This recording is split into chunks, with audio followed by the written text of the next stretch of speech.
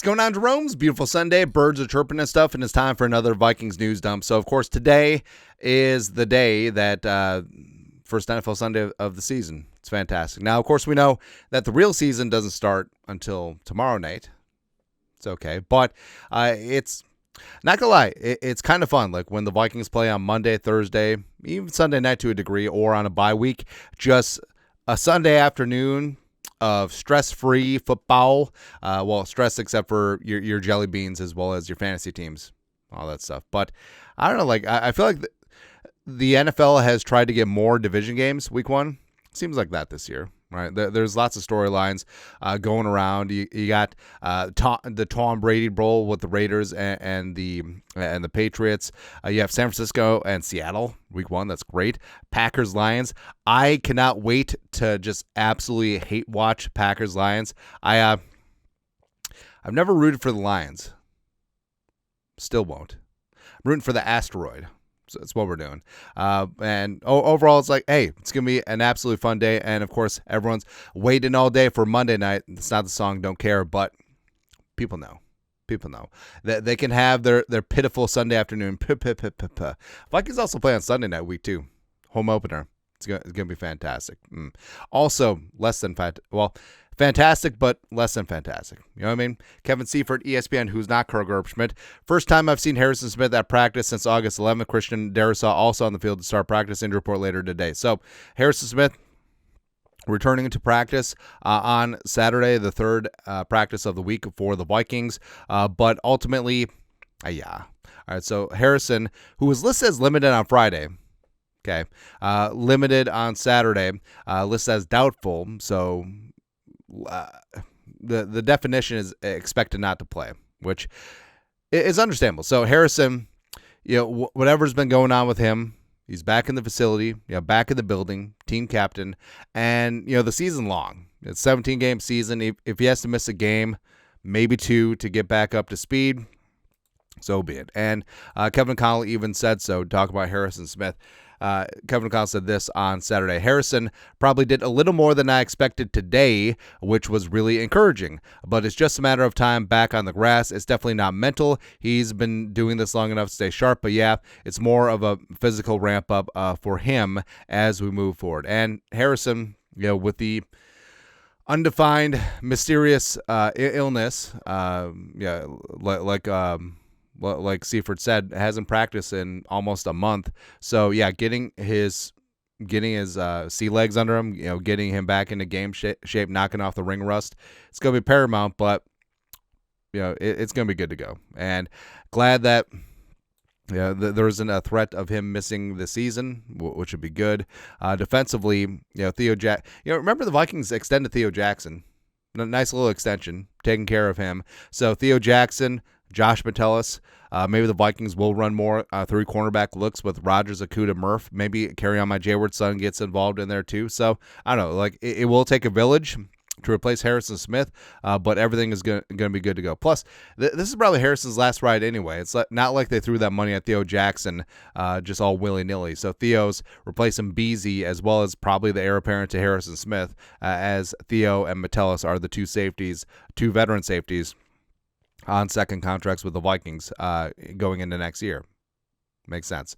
Also, Christian Darrisaw listed as questionable, but the fact that he's been a full participant in practice, talk about practice, on Friday, Saturday, that does lead you to believe that he's going to be good to go. Kevin Conn was kind of vague about it, but I feel like we're playing games at this point. I think Darrisaw is going to be in there, and the Vikings offensive line from JJ McCarthy, baby. Darrisaw, Jackson, Kelly, Fries, O'Neal, leading the way in the run game. The Maul, M-A-U-L of America, protecting J.J. McCarthy. It's going to be good.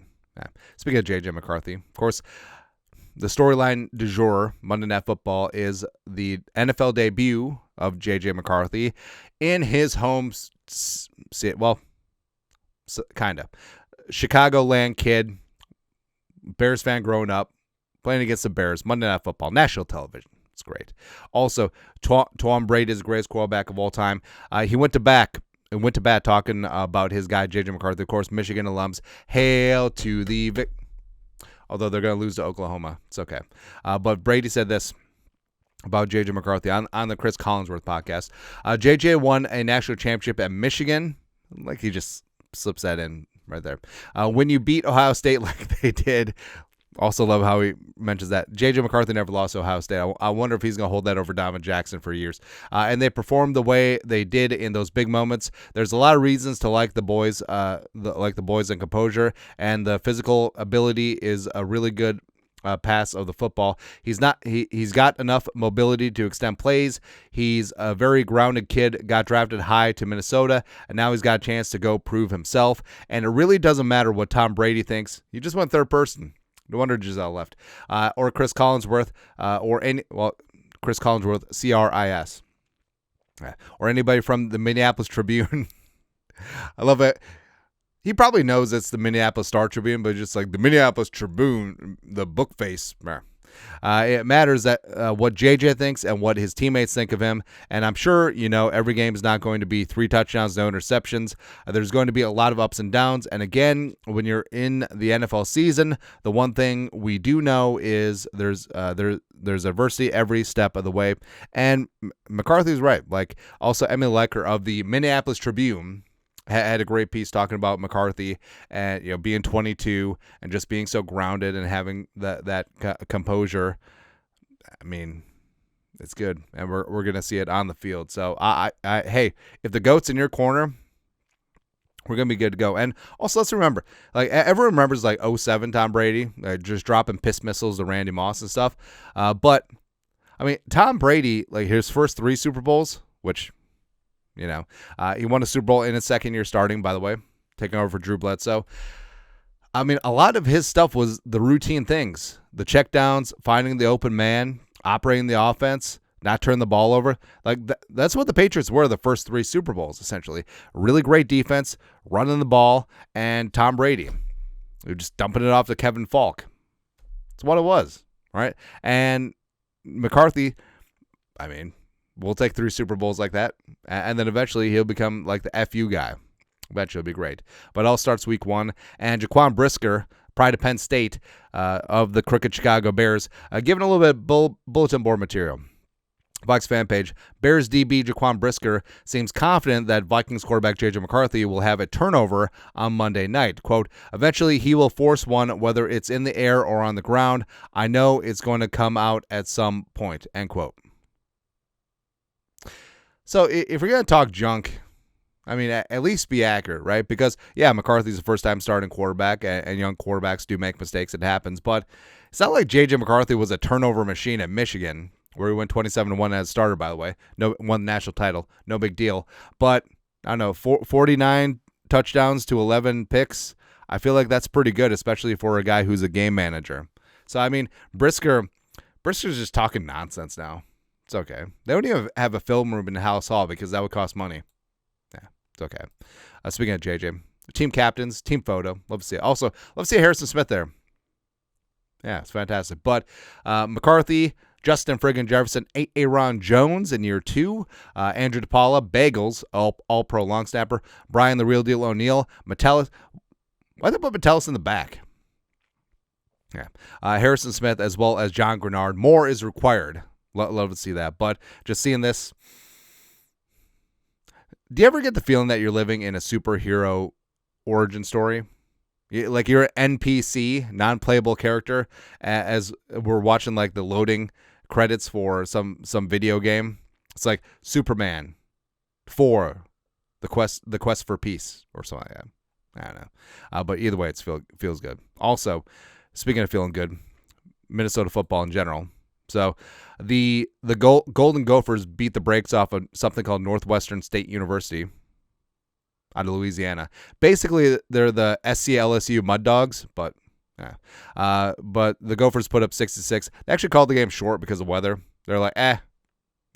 But the ran out fireworks. The stupid Gopher mascot did 5,000 push-ups. Kind of good to see. I absolutely love it, man. Really good. Also, one of our friends' kid got honored at halftime. Awesome. Love this stuff. And hey, I want the Gophers to do well because I like PJ Fleck's style, even though it's a little corny at times. We're all about family. Forget about me. I love you. What does that even mean? Row the boat. I don't know. But either way, obviously the Gophers are probably just going to end up going 8-4, as always. They'll go to the Capital One Bowl. Cool. But I don't know. Like, how about we make a run one time? You know? Just get into the playoff, make some noise, beat South Florida, which beat Florida. Probably going to be the group of 5 team this year, du jour. But I don't know. Either way, it's good. But I'm going to have fun today. Have fun today, win the day, make some chili, do some things around the house.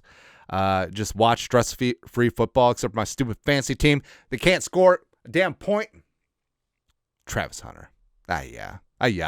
But it's going to be fun. And, of course, we know the real football is tomorrow night. That's right. So enjoy your Sunday. Watch Lions-Packers. Hopefully they tie. That's all. Anyways, that's it. You guys are the best. You know what to do. Skol, production value.